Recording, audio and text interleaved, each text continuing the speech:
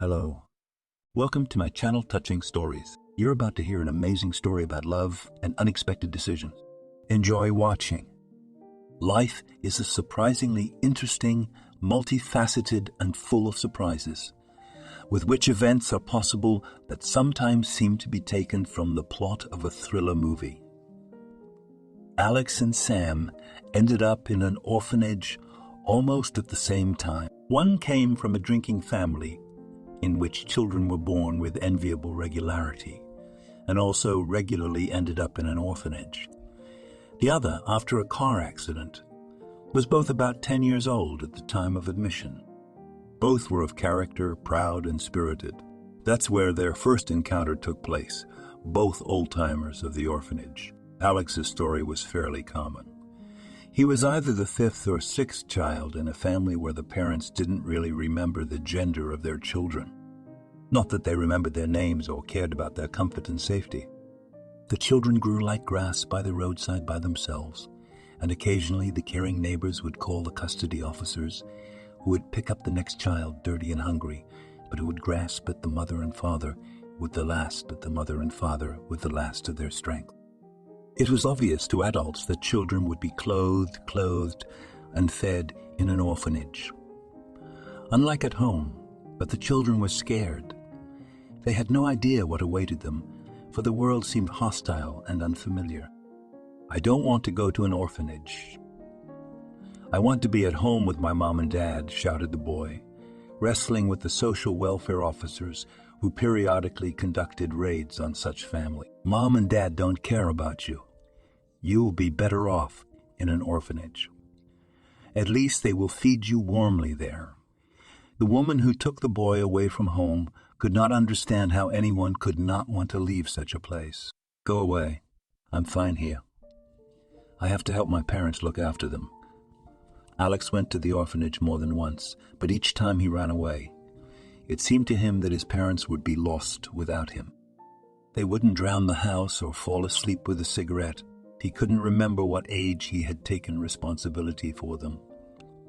But he knew for sure, if he wasn't at home, his parents wouldn't be either. Once in the orphanage again, he began to prepare to run away again, but found himself beaten. While he was in the hospital, the boys did not calculate their strength. The boy hit his head on the edge of a nightstand and was badly injured. His parents were really killed in the fire. He found out about it after he was discharged from the hospital, and for a long time he withdrew into himself. He only communicated with the second newcomer, who had been beaten along with him. Sam tried to hold himself together, not to cry or complain about life. Unlike his friend, whose childhood was spent in hunger and cold, Sam grew up in a loving family. The parents met when they were both in their 30s. They had not been able to have a child for a long time, so their son became a real gift to them. The boy grew up in an atmosphere of love and understanding. His opinion was taken into account, and his hobbies and interests were tried to develop and share. Together with his son, his father played guitar and played soccer, and his mother went to all concerts and important games. "Didn't you ever play any sports games?" he asked his friend. "Unfortunately, no. I didn't have time for that. I had to help my parents." Alex didn't like to talk about the life he led with his parents, but all kids can do that. "Didn't you have friends that you went out with in the yard?" Sam wouldn't let up. "No, we lived in the country. Our neighbors had no children. You couldn't play with the younger ones. You had to look after them. Lucky you. I have no one, no brothers and sisters." "Now I have no parents either," the boy finished sadly. On the day of Sam's death, he did not want to let them go for a long time. As if he had a presentiment of trouble, all of a sudden he started to be capricious, screaming and crying. However, his mother had to go to work urgently. She was a surgeon, and her urgent participation in a complicated operation was required. Her father volunteered to drive her, not to waste time on the bus. The car skidded on a difficult turn, and she flew into the oncoming lane. For several days, no one dared to tell the boy that his parents were gone, although it was not required.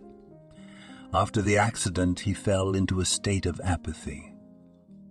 He did not talk to anyone, hardly ate or drank anything. The search for relatives by custody officials yielded no results. As a result, the boy ended up in an orphanage, a hostile and unfamiliar institution. For several days, the boy tried not to be seen by anyone. However, the toughest kids quickly found something to pick on. Who's the homely, neat guy in the nice clothes? You don't know about sharing. We're orphans. You owe it to us. I'm an orphan, too. You're homely. They take you away quickly. From a positive family. The last phrase sounded as if being born into a normal family was something offensive. I have no one to take me in. My parents are dead. Look at you, a newborn orphan. Come on, I'll take pity on you, baby. You must want to cry. Unable to stand the abuse, the boy lunged at his abusers with his fists. Alex, who saw all this, could not remain indifferent. Are you weak one-on-one, or can you only do a bunch? What did you say? What did you say again? Why are you picking on him? See, he's a homeboy. His parents are dead.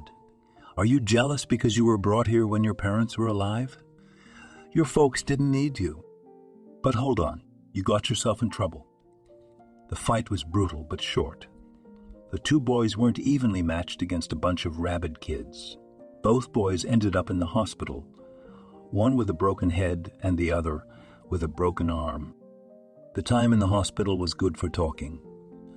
The boys became friends, told each other about their parents and family life, made up stories and told amusing tales they had once heard. Alex amazed with his knowledge. Sam really grew up as if in a happy, protective dome. He did not know how to cook his own food, find something clear, climb into the neighbor's vegetable garden without the owners noticing. On the other hand, Alex himself did not know how to play soccer and did not know the basics of wrestling and the history of hand-to-hand combat. The boys were at that happy age when it seems that a friend is for life, no matter who they are or how they live. Regardless of the status and social status of their parents in normal life, the boys would never have met, but fate often makes adjustments in life. They were best friends when they left the hospital. But that fight was not the only test of their friendship. After learning that their parents had died, Alex gave up trying to run away. There was nowhere to go and no one to take care of them. Knowing that families usually take babies without siblings, the boy had no hope of being adopted. Besides him, his parents had 5 children. Such children usually grew up within official walls. He decided that now he could have a good life here too. At least he had already made a friend. Besides, he thought Sam needed his support, so he took it upon himself to take care of him. Apparently, he had an innate sense of responsibility for those who are weaker. Apparently, even then he realized that Sam was not destined to become strong and independent. In general, despite the fact that the boy was engaged in sports, Sam was often sick. Being in a cold bedroom, not having enough warm clothes, and poor nutrition led to the fact that the boy often just shrank and ended up in the hospital. One day a nurse decided to check the room and brought an old heater. Apparently, she had completely forgotten about it, and the children fell soundly asleep while playing. In the room started a fire. Somehow, Alex sensed that his friend needed help. Unbeknownst to him, however, he awoke in an anxious state, hastily dressed, and ran for the exit, which fortunately was not very securely locked. The hospital building, which was part of the orphanage, was located slightly behind the building in which the children lived. Alex didn't remember how he covered the distance in just a couple of minutes. Already from a distance, he saw a strange light in the window. He had seen this before. The uneven flames meant fire. Fortunately, the ward was on the first floor, and the windows were quite low. Grabbing a piece of logs that had been lying under the window, Alex threw them at the glass, then dragged whatever he could find. Old logs, broken chairs, and climbed through the window. The influx of air caused the flames to flare up more. However, the guys woke up and rushed to the window. Alex was able to open the broken frame and started to help the guys down. The latter came out Sam, having had time to inhale the smoke. Alex grabbed his friend and literally dragged him away from the building. The rest of the guys raised a ruckus. The nurses woke up. Together they began to extinguish the fire.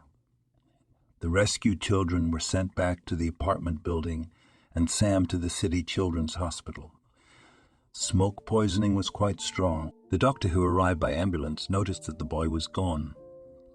The victim had blood all over his hand. Alex hurt his hand badly opening a broken window. It was decided to take him to the hospital as well. Friends ended up back in the same room. You saved my life again. Now I owe you twice. Sam was glad that his friend was there at such a good time. If he hadn't sensed something wrong, the children would have burned. Come on, what are your responsibilities? You're my friend? Now you're more than my friend. You're my brother.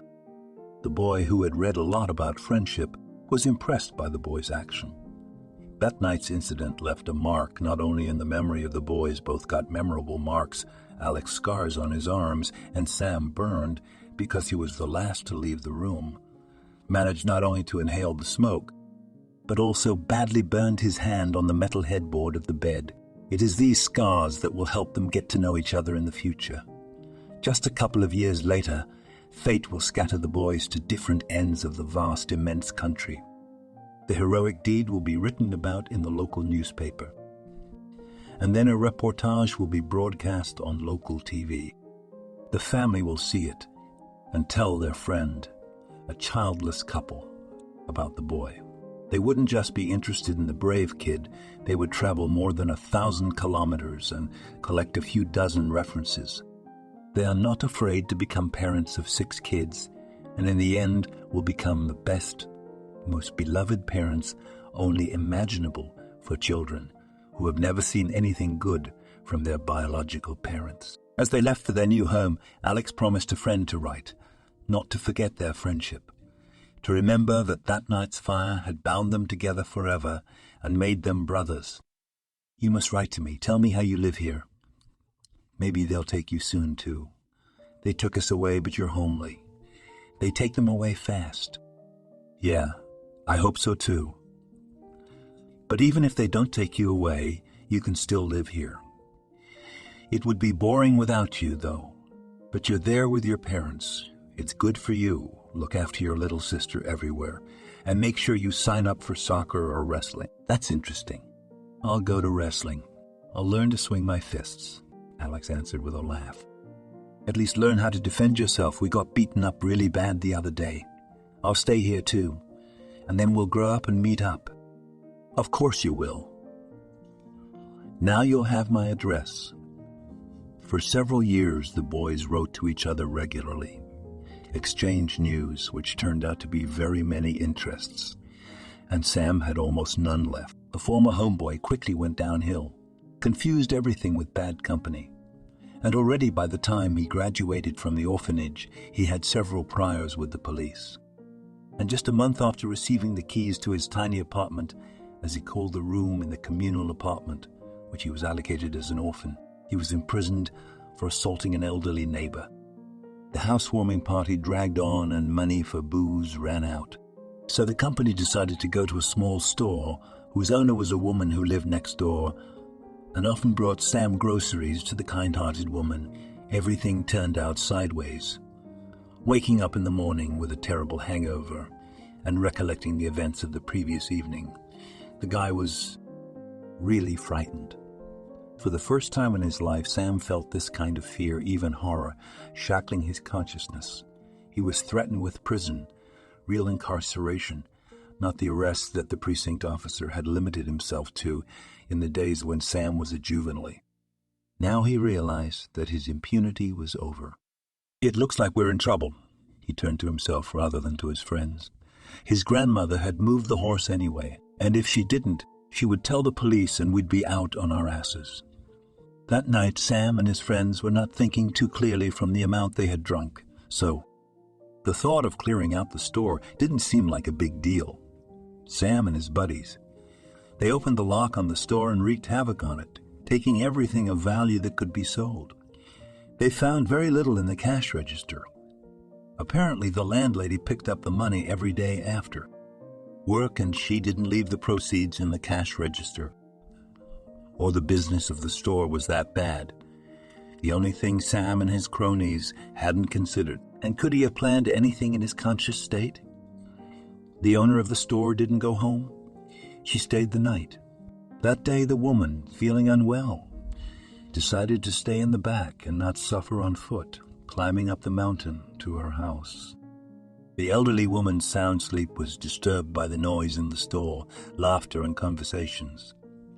As she entered the hall, she found several guys packing valuable merchandise into a large bag. One of them was standing at the cash register counting its contents. The right thing to do was to go back into the back room and sit quietly there. But the woman, for some reason, decided that her menacing appearance alone would be enough to make the criminals leave the store. Their town was too small for serious criminals, and she could handle the little ones alone. "What are you doing here? I'm going to call the police." She already yelled. The woman realized how wrong she had been. The guy at the cash register flinched and turned to her. He was the unfortunate orphan she often gave her grocery bags to. The woman knew that the boy had been housed as an orphan. He had just recently left the orphanage and was completely unprepared for life.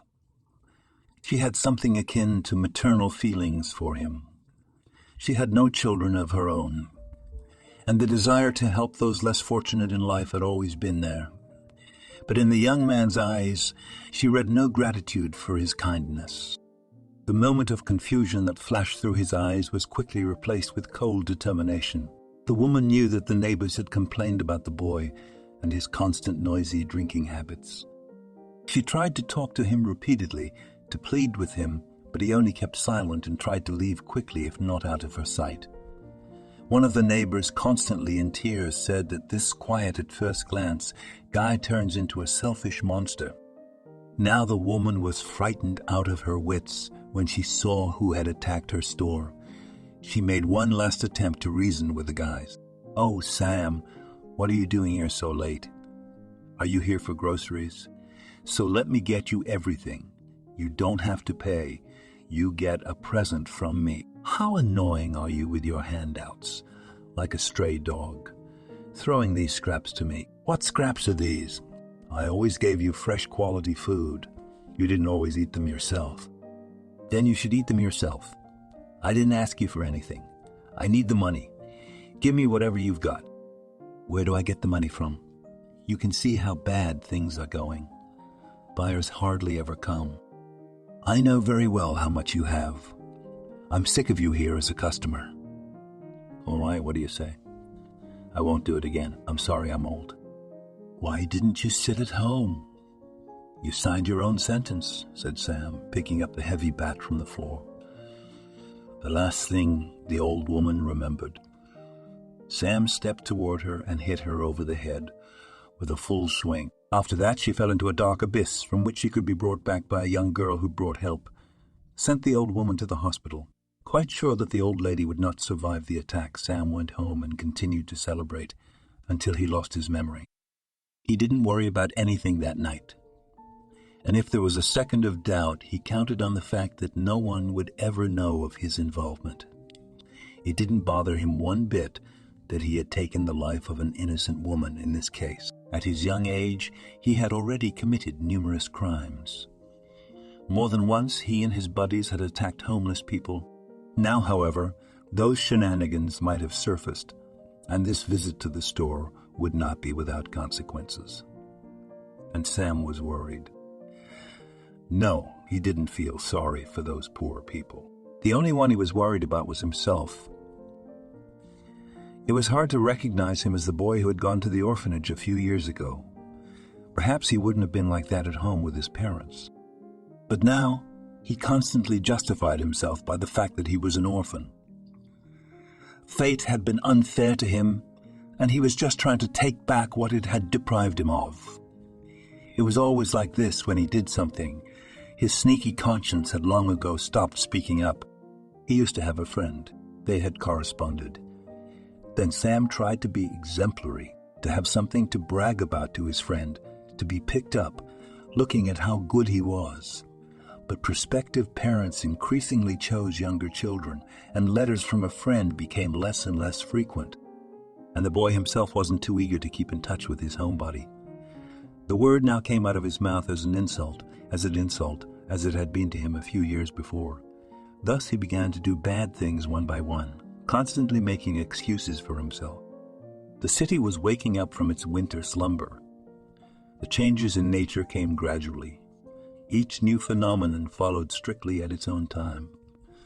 Frost stopped, the day on trees increased. Buds swelled. The first spring flowers appeared in gardens and parks. The spring city looked like a brightly colored bedspread, unfurled in multicolored shreds. Despite the preserved humidity, constant rain, slush, spring was already coming into its own. People began to spend more and more time outdoors. In this weather, one did not want to sit at home at all. Everyone was tired of winter sleep and stupor. For residents of large cities, spring was not such a prominent phenomenon. Their frenetic pace of life did not subside all year round. The people of the provinces, on the other hand, thoroughly enjoyed the changes taking place in nature. Long walks became the norm for city dwellers. Already by the end of March, daffodils and tulips bloomed in flower beds.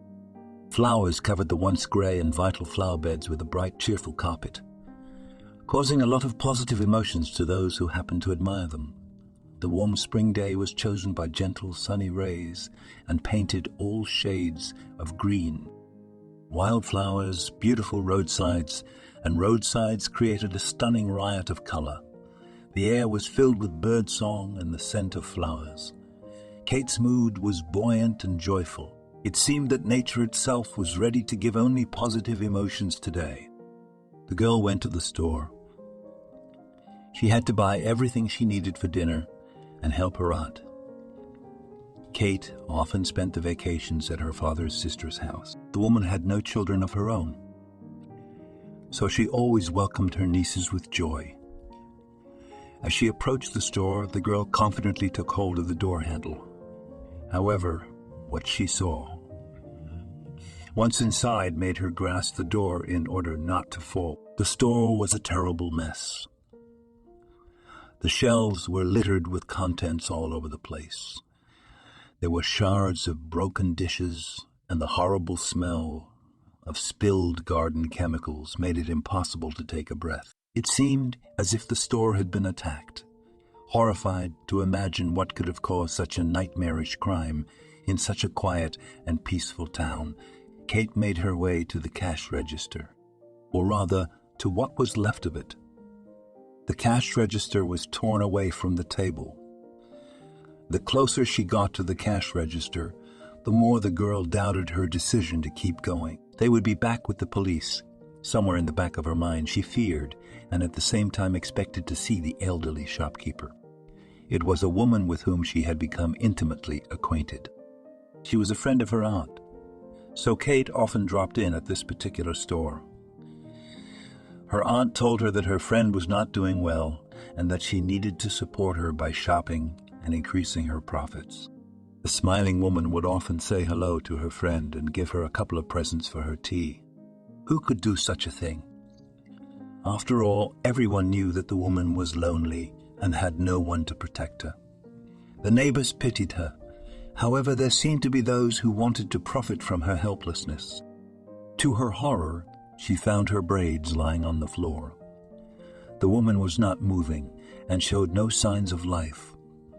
With trembling hands, Kate tried to turn her over, and when she succeeded, she found a large bruise on the woman's temple. She listened for a pulse, made sure she was alive, and rushed out of the store to get help. It's amazing how the perpetrators were able to carry out the attack, and none of the neighbors paid any attention to it. Why didn't anyone come in this morning and find the woman in need of help? These questions swirled through Kate's mind. While the ambulance was on its way, she found the first aid kit in the back, gave her first aid, and tried to bring her to her senses. It turned out to be quite a challenge. The woman regained consciousness for several minutes. When she saw the girl's face, she cried out and passed out again. Apparently, she did not recognize the girl, frightened, remembering the attack. Bandaging the wound with the help of the man who came to the rescue, they lifted the old woman and moved her to the back room. There, after laying her on a sofa, she tried again to bring her back to consciousness, cursing to herself at the medics for their sluggishness. This attempt was successful. The woman regained consciousness and was even able to talk confusedly about what had happened. It turned out that the attack had taken place the night before. The attackers only wanted to take money and expensive goods out of the store. Unexpectedly, one of the attackers found the woman and hit her very hard. She passed out, but she remembered the attacker's face. By that time, the ambulance and police officers entered the store. They were called by a man who helped Kate. The girl handed them the victim and testified as a witness. She described in detail how she found the old woman and retold the police officer the woman's story of the night attack. In addition, she agreed to accompany the elderly woman to the hospital, since there were no other willing participants. And the frightened old woman clutched at the girl's hand, asking her not to leave her. After sitting in her room until evening and making sure that her life was not in danger, Kate went home, where she told her aunt about the terrible incident with her friend. Until today, the girl had never been to a police station to testify in her life. She knew only from books and movies. She had a feeling that the attack had been committed by someone she knew locally. Because of her status as a witness, the girl had to stay in town for a month and then come to the hearing several times. But she did not regret it at all, because she managed to find out who had dared to attack the poor, lonely woman. She remembered the faces of these scoundrels for a long time, especially the one who had struck the old woman hard on the head, condemning her to certain death. Could the girl have known that she would meet this man in the future under very unexpected circumstances? While the search for her attackers was underway, the girl visited the injured woman in the hospital almost every day. Often she simply kept her aunt company as she cooked a delicious and healthy home-cooked meal for her friend. She would not spoil her stomach with that hospital crap, Aunt Kate grumbled. But there's a hospital and the food is balanced dietary. The girl tried to talk sense into her relative. The food there is balanced and dietary, said Kate, trying to reason with her relative. Water from the cabbage. How can you get better from it? How can you build up your strength? You can't. Kate met several police officers in the old lady's room, finding out the circumstances of the attack or reporting on the progress of the investigation. Today, the policeman was recording the old lady's testimony. Fortunately, the woman recognized in one of the attackers a guy who lived in the neighborhood of her store and often went out to her. She herself helped him and even offered him a job as a janitor or a salesman in a store. He grinned strangely and said, "I'm not going to waste my health on your jobs. I will have everything in my life. Everybody owes me. I'm an orphan." Many orphans succeed in life. Without parental support, it's hard. But you have to strive for a better life. My husband and I also grew up without support, but we didn't expect it from anyone. We worked hard on our own. Well, what did you get? This shabby little store. Well, it's not shabby, but it makes a good profit.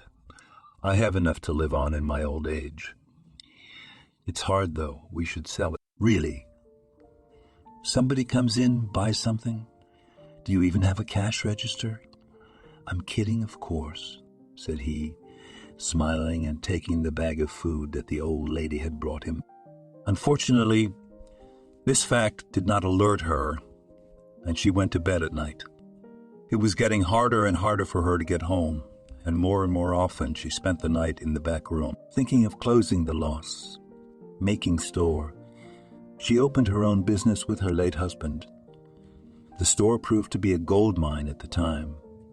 The town was growing rapidly. More and more inhabitants. The number of customers was growing. Visitors did come into their store on a frequent basis. Gradually, they adjusted the assortment to the needs of the customers. For many residents, it was not easy to travel to a nearby large city, so most of the purchases were made at their store.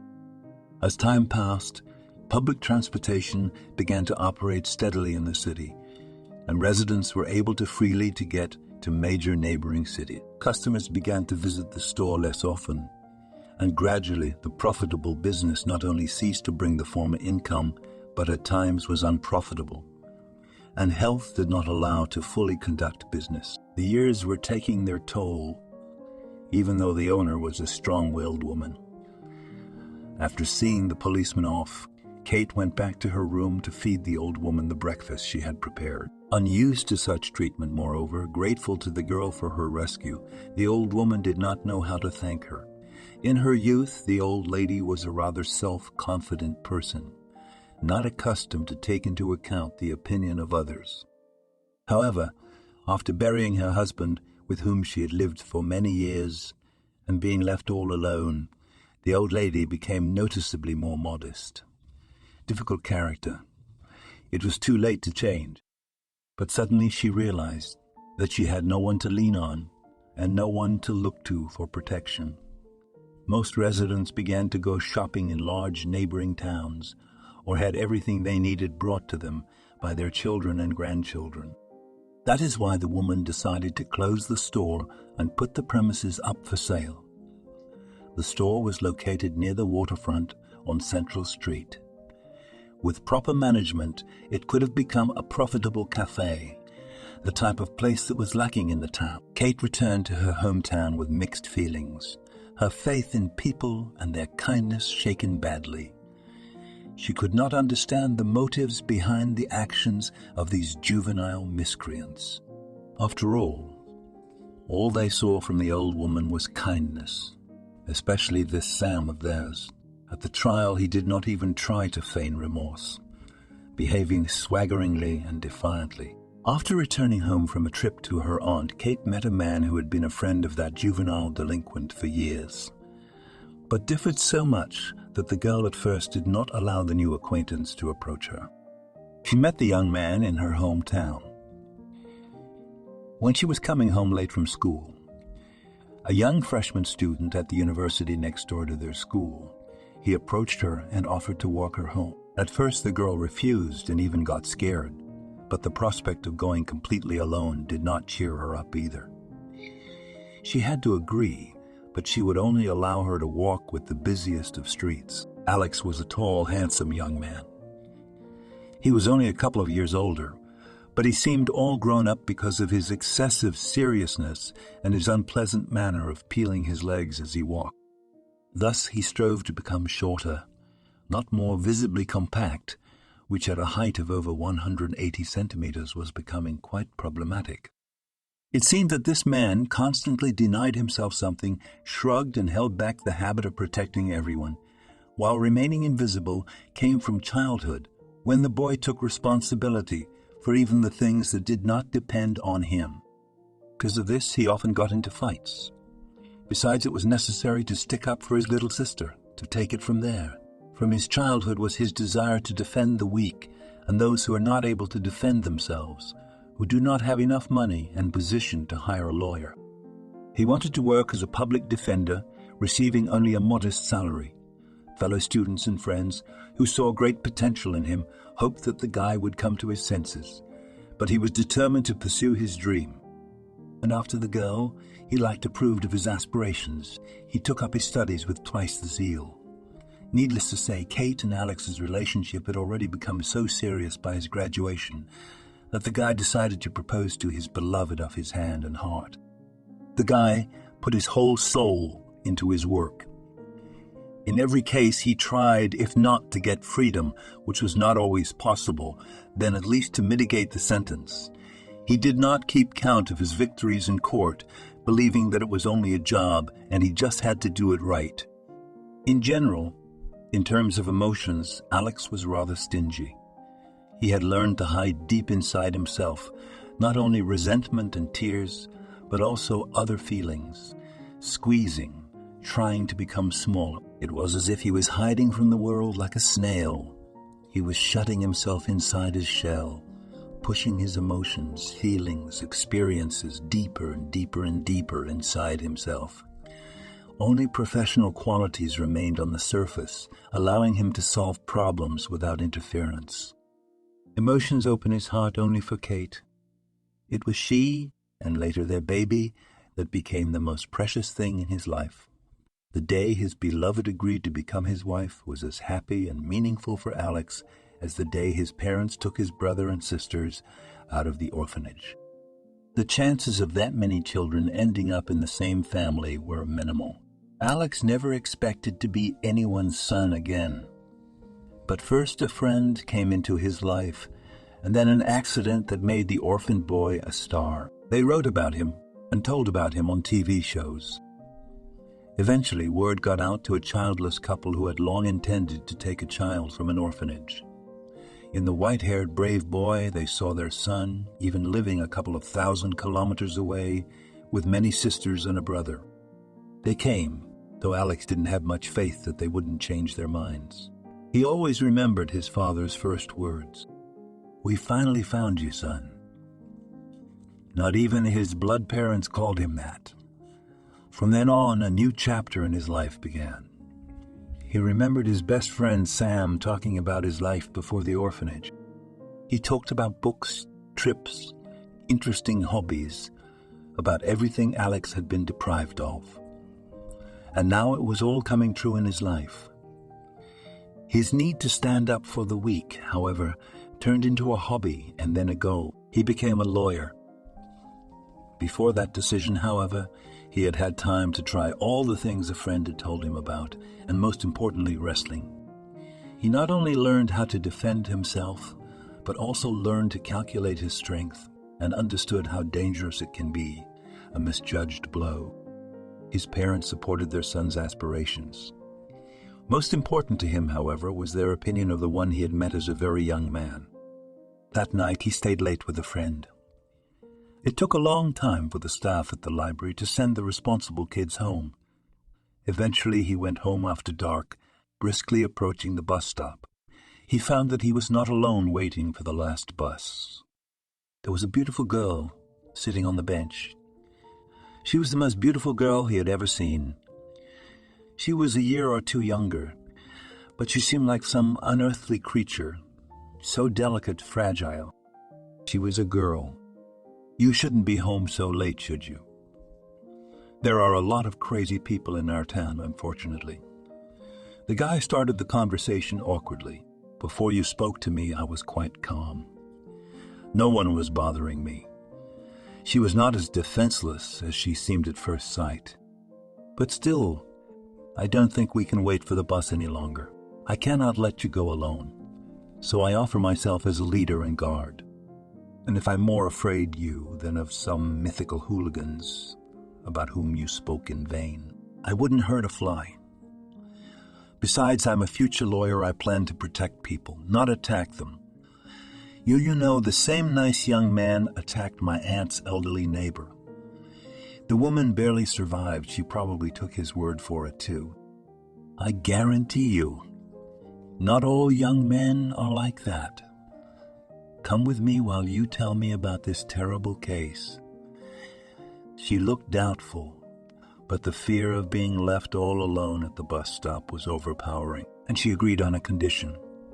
You have my permission to accompany me, but we will go through the busiest and noisiest streets. I admire your discretion, smiled the young man. For the next 4 years, Alex and Kate were inseparable. He helped her to decide on her future profession.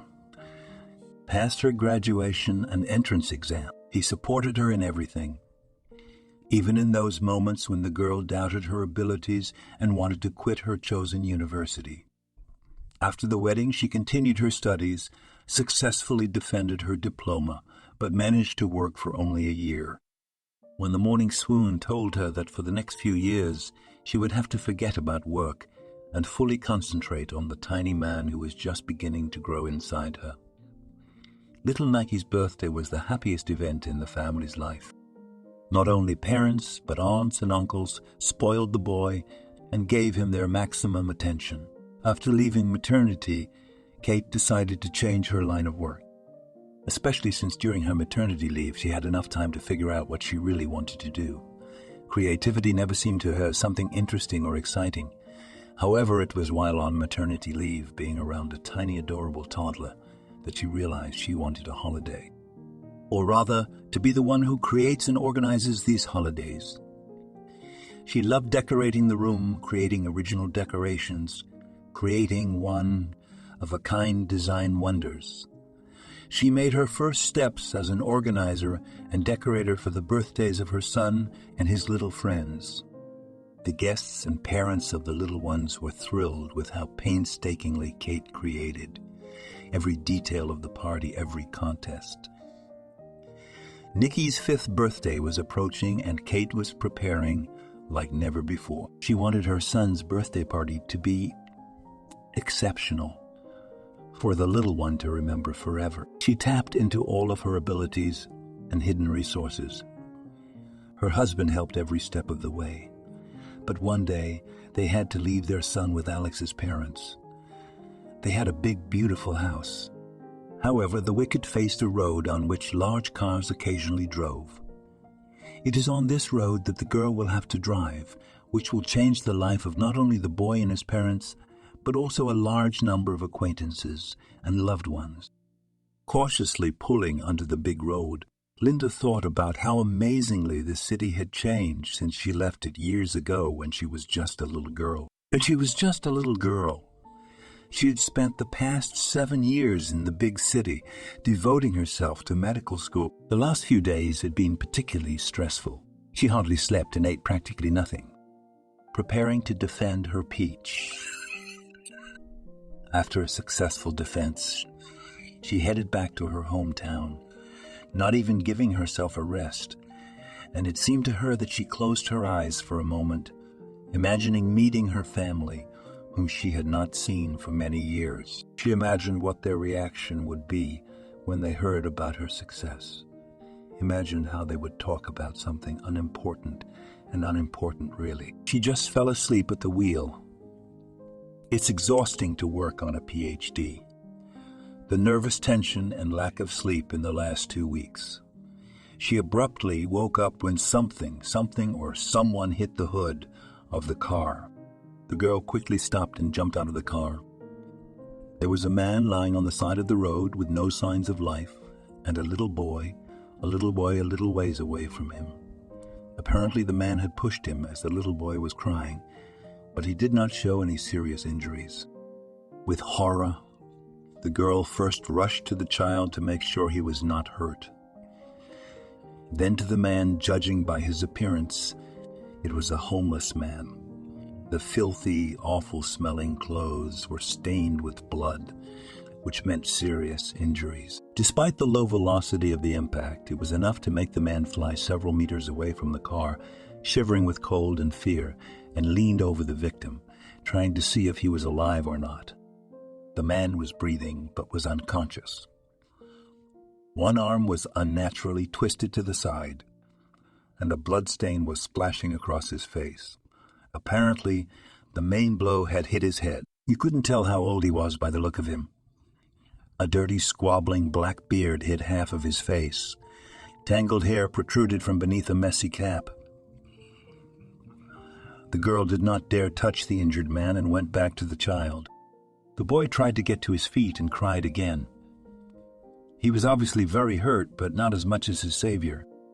"Little one, what are you in pain? I am a doctor. Let me help you, but first I will call an ambulance for this uncle. My leg hurts and my knee is broken. Why did you come at me?" "I didn't see you, I'm sorry.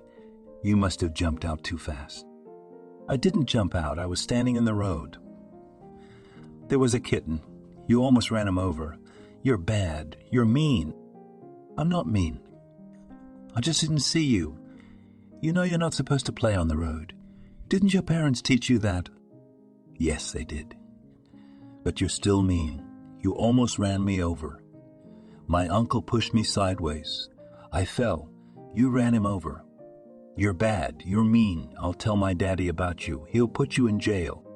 "Who's your daddy?" the policeman. "I won't tell you," said the boy and cried again. The girl saw that the boy was very lightly dressed. She took off her coat and wrapped the child in it. His first impulse was to throw off his clothes, but he was evidently very cold, so he reacted much more calmly to the second attempt to dress him warmer. Linda realized she would not be able to calm the boy down now, so she firmly dialed the number of the ambulance and explained the situation to them. Cars began to stop near the scene of the accident. Drivers came out offering help. Some tried to threaten and insult me. The girl tried to hold on, waiting for an ambulance. One of the bystanders attacked Linda with accusation. The girl tried to justify herself by explaining that she was thinking and didn't notice the boy run out into the road right in front of the car. "You must have been drinking. Your eyes are red. You're wobbling from side to side." The man looked away from the girl squeamishly.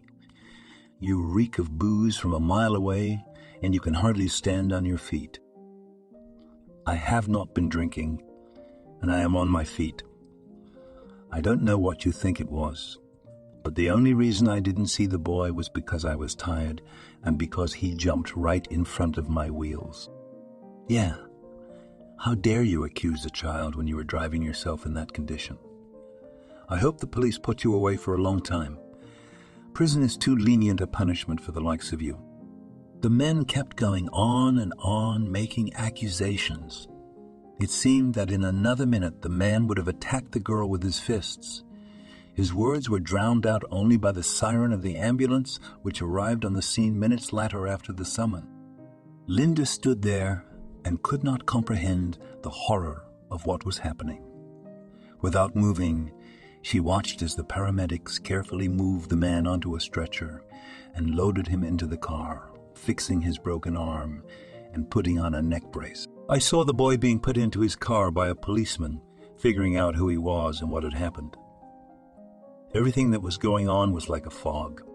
She was telling someone something, trying to explain, asking for forgiveness. She obediently let the police guide her.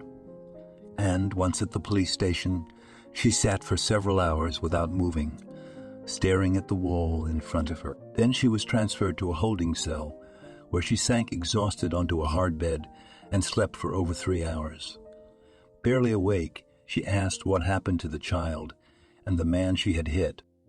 It turned out that the man was alive, but in serious condition in the intensive care unit. Her situation was complicated by the fact that witnesses pointed to her inadequate condition at the time of the accident. In addition, a child was injured in the accident, albeit indirectly, which means that the girl could well have faced serious jail time. The news that the child had been in the accident caught Kate and Alex by surprise. They were just leaving the store loaded with a lot of holiday paraphernalia. The parents called Alex and reported that Nikki had run out onto the road and almost got hit by a car. Luckily, some man pushed him away in time, taking the impact. A few minutes later, the worried parents were at the hospital. The boy sustained minor injuries, mainly from falling on the pavement. He was frightened, but held his own until his parents arrived. When he saw his mother, he gave vent to his feelings and cried, apologizing that he had disobeyed his grandparents. He was strictly forbidden to go out alone into the backyard, which led to the road. "Mom, I really didn't mean to misbehave just outside the wicket, and there was a kitten sitting in the road. He could have been hit by cars. I wanted to save him." "You're good if you wanted to save the weak and defenseless. But you could have been hurt yourself. If it hadn't been for that man, you could have been very seriously injured." Excuse me, how is that uncle feeling? By the way, really, who saved him? What's wrong with this man?" Alex addressed the last questions to the emergency room doctor who was examining the child. "I don't know. He was taken to the IQ right away. The shock was quite strong. He managed to push the boy away, but he was seriously injured. I'll see what I can find out." An hour later, Alex, after sending his wife and son home, returned to the hospital to find out what happened to the man who saved his son's life. It turned out that the man had suffered multiple fractures and concussions that put him in intensive care. Alex had to look for a doctor who would give a more complete answer about the condition of the victim. It took several days before the injured man was transferred from the ICU to his room, and the parents of the rescued boy were able to visit him. Alex had already been told that the man who saved the child was most likely a homeless man. He was dressed dirty. It was obvious that he hadn't washed or shaved in a long time. In addition, he had an impressive bouquet of diseases. In addition to the injuries he received during the accident, he was to undergo long-term treatment. However, without documents, which the victim, of course, did not have, his cost could be quite an impressive sum.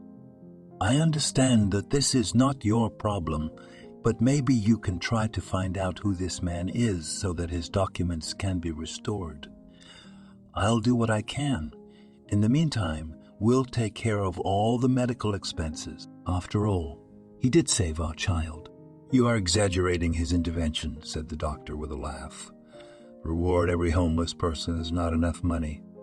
Doctor, do you have children? No. No.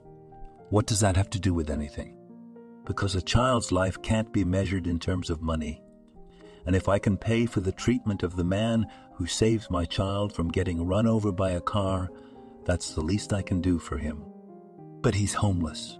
They bring in a bunch of them every day. You know my parents. My biological parents were bitter drunks. My brother and sisters and I were taken from them and sent to an orphanage.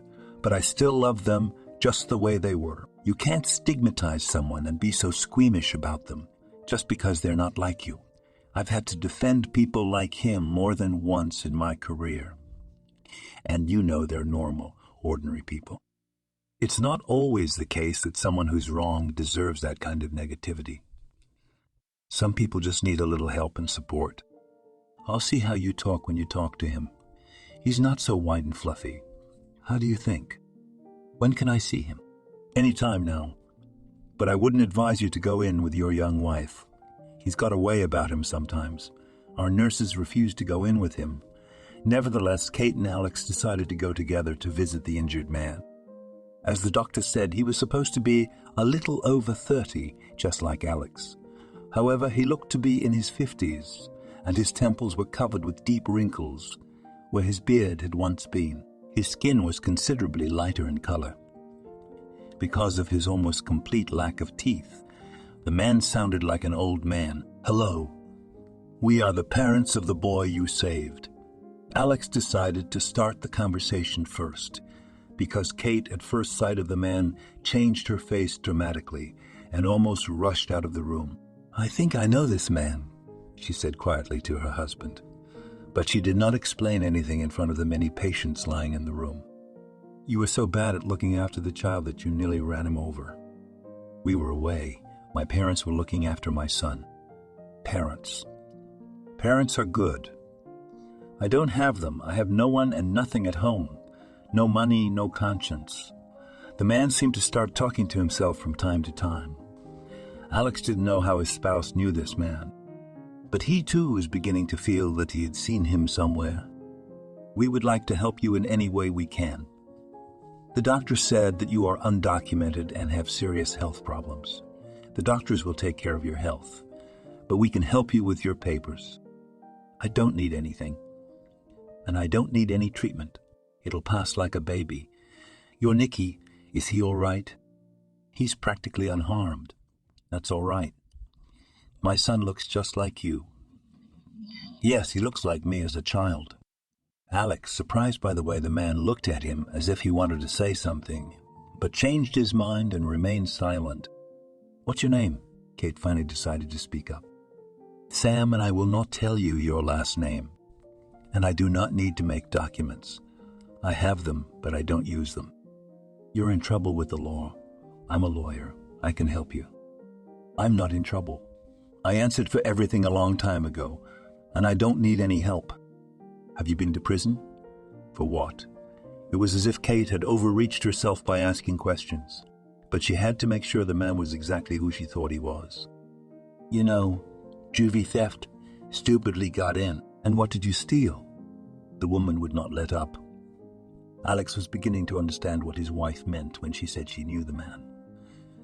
She had once told him that she had been a witness in a case.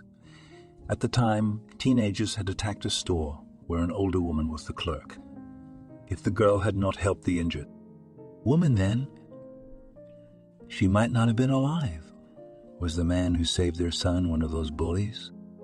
Yes, the man waved his hand. The store was robbed. It was no big deal. Nothing. And the fact that you almost sent an old woman to the other side of the world didn't seem to bother you, did it? What? What makes you say that? I remembered you. Maybe you remember from the case. Was the girl a witness at the time? So what? I remember. But she was useless. I didn't lean on her. I gave myself up. I was barely over 18 myself at the time. So I did my time and I'm in the clear.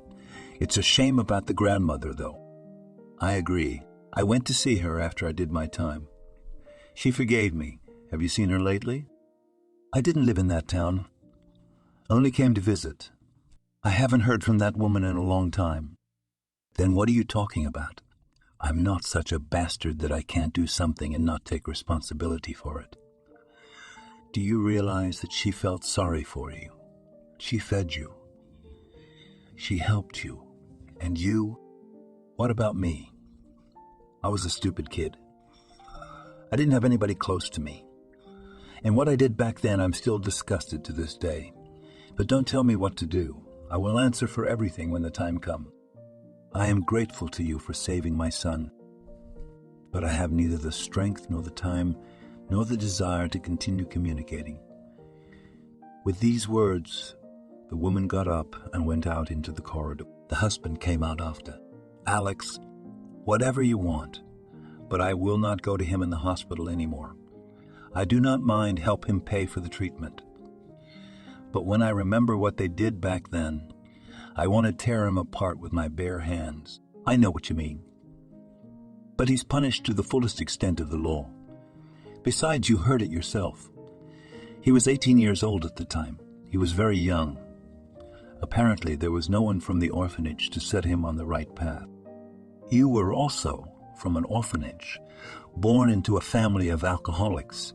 But that didn't stop you from becoming a normal person. You didn't know me as a child before they took us out of the orphanage. I was a wolf. All I knew how to do was snap and survive. But you saved the kids from the burning room. You risked your life, and you were 10 or 11 years old. I had a friend in that room, and I saved him. But believe me, I had every chance to be just like Sam. I was just fabulously lucky. That's the number of kids you don't usually take into your family. A friend of mine was never taken in. He had better genetics, though. Maybe he's in jail somewhere now, too. Or maybe he became a respected man. Unfortunately, I've never been able to find him. Well, okay, I agree. We all do stupid things when we're young. But I don't want to talk to him anymore. I'll wait for you in the car. Okay, it's a deal. Kate, how many years has it been since he attacked the store? More than 10, why? I don't know. I feel like I know him. There's something familiar about him, but I can't quite put my finger on it. Find out if it's the same friend of yours. Even the names are the same. That thought hadn't occurred to Alex. For some reason he thought Sam was on some case he'd worked on as a lawyer. The possibility that this bum could be the friend of his childhood, for whose sake he had broken the glass and with wounded hands had opened the windows and pulled the children out of the burning ward, seemed to him negligible. How many such orphans were there? How many of them bore Sam's name? But it was worth finding out. However, the man didn't recognize him, though Alex hadn't changed that much. After walking his wife to the car, Alex returned to the ward. Why did you decide to come back? Alone. Where did your wife go? She's a little upset that you turned out to be the perpetrator who attacked her acquaintance. What are you going to throw at me? You and I are the same age. The doctor said you were a little over 30, but you must have had a tougher life than mine. At one time, my father looked like you several times his age. Yeah, I've had a rough life, but I'm not a red-haired maiden to keep track of my youth. With these words, the man reached to the bedside table for a glass of water, the edge of his sleeve, his hospital pajamas, and stood up, and Alex managed to see the scars on his arm. Yes, I can see that life has taken its toll on you. Where did those scars come from? He nodded at the man's arm. These burns are from my childhood. The burns on my hands. How old were you, 10? And that long look again. It's like he's pushing Alex to remember something. Sam, were we in the orphanage together? I pulled you out of the fire. Alex unbuttoned his cuffs and lifted the hem of his shirt sleeve, revealing the scars he had left from that night. I thought you wouldn't remember me. I recognized you right away. Alex threw himself into the arms of a friend he hadn't seen in over 20 years. A friend who had become closer to him than his own brother. A friend who had told him fairy tales about life in the family with his parents, which had seemed like a fairy tale to him at the time, and later fulfilled in his life and the lives of his brother and sister. Well, tell me, how did your life turn out? Hero who saved children in a fire. Sam quoted a headline from the local newspaper that published an article about Alex's action. Yes, how well. I went to school, got married, have a son. And you, can't you see it in my eyes? Sam smiled sadly. But you could see he had no pleasure in telling me about his life. Besides, your wife knows more about me than you do. It's a small world, isn't it? If I'd known you were that teenager. So what if I had known? I would have found you sooner. Kate and I met almost immediately after that trial she was a witness at. But I was locked up for a long time. There was the assault, and the old sins came back to haunt me. And my friends turned out to be real badasses. They blamed everything they could on me, but what can I say? I wasn't much of a prize back then either. It was only in prison that I realized how wrong I was living. Only after I served my time, there weren't many people who wanted to hire me. And there weren't any girls who wanted to have a relationship with me. Who needs a jailbird? Didn't you have an apartment? Were you supposed to get one after the orphanage? They should have. Only I signed it over to some neighbor. He slipped me some papers when I was drunk and I didn't remember anything. He knew I had nowhere to live. When I got out of jail, where was I supposed to go? I went homeless. I didn't sleep on the street anymore. I stuck with the same people. I'll help you get a job, and you can get a place to live. No, why? You better tell me. What's going to happen to that girl who hit me? But the license revocation and fines is the minimum. And what will the court decide? A lot depends on you and on us. If there's a criminal complaint for causing injury, then you may go to jail. Don't. She's just a little girl. What's the point of ruining her life? But I wouldn't say she's a little girl. She's about 20 years old or so. Don't write anything. I won't either. Tell her I don't have any beef with her. Yeah, I will. Why are you so worried about other people? I've never been worried about anyone. You were worried about your parents and your little sister and then about me. And what about me? I went downhill. I could have gone to school after the orphanage, could have had a normal life. But I didn't need that. I was an orphan. Everybody owed me. There was genuine remorse and bitterness in Sam's voice. You know, life can be changed at any time. It just takes a will and a little help. I wouldn't be the man I am today if it wasn't for my parents. They made us all human beings. We all became like family to them. I've never seen so much kindness and love from my folks. And you can change everything and get cured. I'll get you a job and help you with housing. But don't get too excited. Why do you need all this trouble? Don't you have any of your own? I've got a lot of them. But don't I help my friend who's my brother? Do you think my life was that easy? Even after they took me out of the orphanage. Wasn't it? No. There was one time when my parents gave up on me. They even told me they were ready to take me back to the orphanage. What'd you do? I fought for money. Remember you told me your parents took you to soccer practice. That's what I wanted to do. I asked them to put me in every week I could become a champion if he didn't throw it. So I decided to become the best champion. And Alex told another story that he and his parents wanted to forget. And he never told it to anyone else except them. I was about 15 years old at the time. My parents got used to us and we got used to them. But I was still trying to prove something to someone, so I got involved in everything that could show how good I was. My coach saw my potential but constantly held me back, did not let me out for important fights. All the time he put me in the reserve. So I was tired of being a substitute. I made a scandal at the practice. I left, slamming the door. I regretted it, of course. But my pride wouldn't let me go back and apologize. I said a lot of unnecessary things to the coach. I decided to go for a wander around the city. It was a fenced square in which I could easily guess an improvised ring. I had had enough of them by then. Inside, two guys a little older than myself were wrestling behind strung ropes. Fiercely working with their fists, one of the contestants was pushing the other into a corner. I immediately noted to myself that the guys had absolutely no ability to fight fiercely, swinging their fists. The kid was winning more through superiority in strength and height than through skill. People crowded around the improvised ring, shouting the names of the fighters. The crowd cheered their favorite or cursed, feeling the loss of their winnings. My training with my trainer over the years was not in vain, and I was quick to point out the weaknesses of both opponents. It occurred to me to try my hand.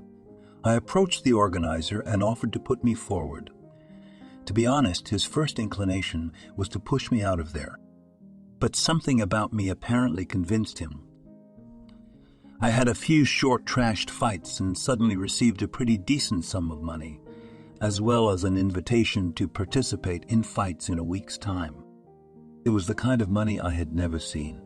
My parents bought us everything we needed and gave us pocket money. But it was an amount with which a teenager could buy a lot more than what strict parents would allow. The next fight I was promised higher stakes and more professional opponents. I proved myself and was liked by many spectators, although I was a little shocked at such an easy way to earn money. But it never occurred to me that it was possible to make money on the fights. Being raised by the right parents has its own peculiarities. I began to forget life with my blood parents, or rather not life, but survival. But once I got into a normal family, I changed. I became a bit withdrawn. I didn't hang out with the bad guys. The 10 years I lived before the orphanage were enough for me. That immersion into marginal life, hunger, and poverty was not easy for me. I promised myself that I would never live a life like that again. And now it turned out that among such people, there was a real opportunity to make money from their abilities, which I did not even know about. Thanks to my coach, who not only saw in me the ability to fight, but also prepared me well. Although he is unlikely would approve of this use of my abilities. But I didn't feel guilty about the fight at the time. I fought honestly and according to the rules. I was ashamed of the fact that now I had secrets from my parents and from my coach. I didn't plan any big expenditures, and I didn't feel the need for money. But I promised that I would take part in such fights again. Then I came home late. My parents were already looking for me. They called my coach, who told them about my behavior and the scandal. They couldn't sleep, and I felt ashamed that I had made them worry. It was the first time I realized how attached they were to me and how much they cared about me, that someone needed me. Someone cared about me, that someone needed me, someone cared about me. I felt ashamed, but it was hard to admit where I was. In the morning, I went to school, though I didn't even have the strength to get out of bed.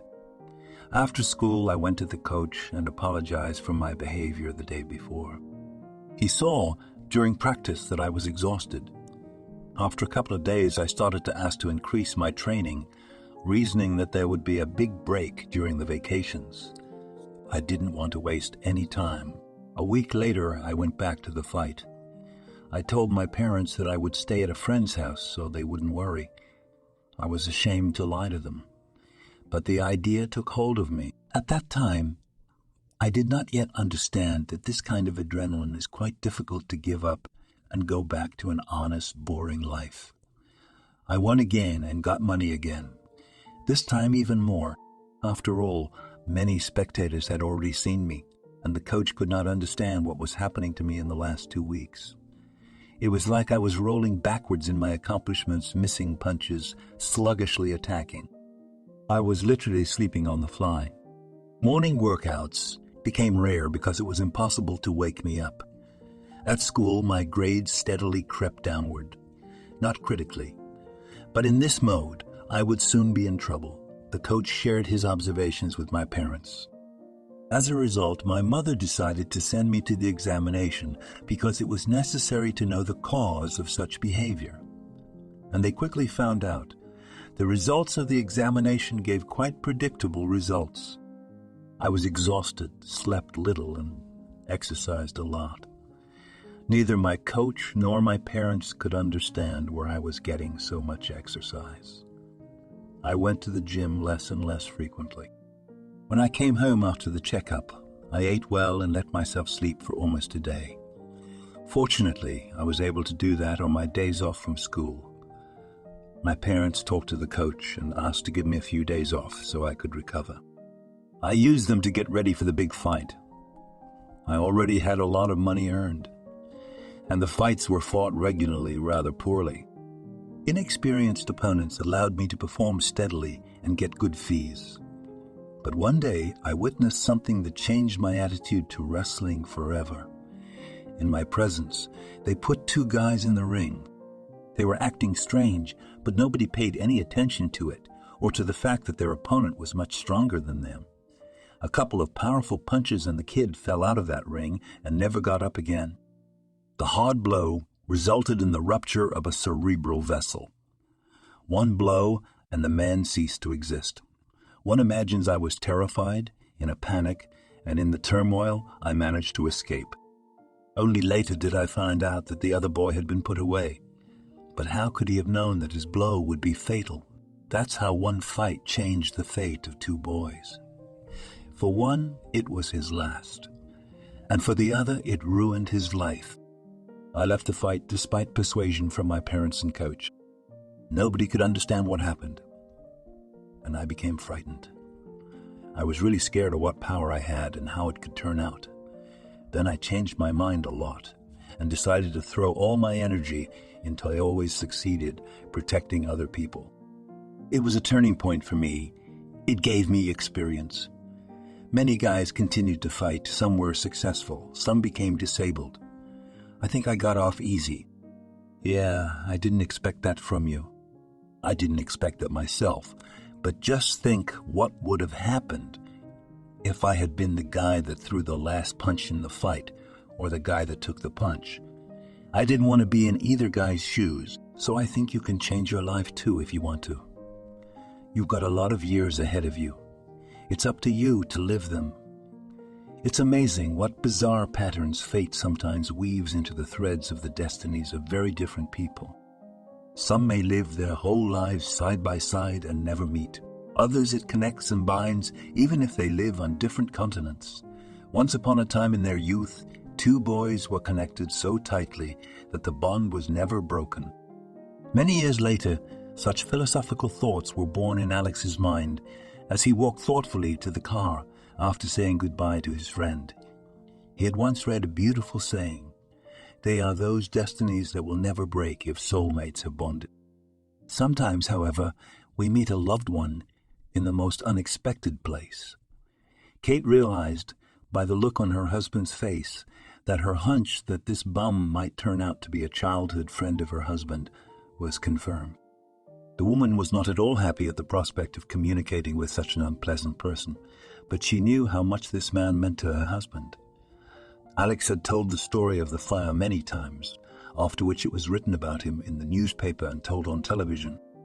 Only after that did his parents find out about him and take him into the family. For that, we already had that very friend to thank. Kate always wondered about that. After all, it was my husband who was the hero then, not this boy whose entire feat was that he ended up in that ward. You don't understand, my husband explained. It was as if I felt that he needed me, that he was in danger. That had never happened to me before. It was for a reason. If I hadn't helped him, he would have died, and my parents wouldn't have known about me.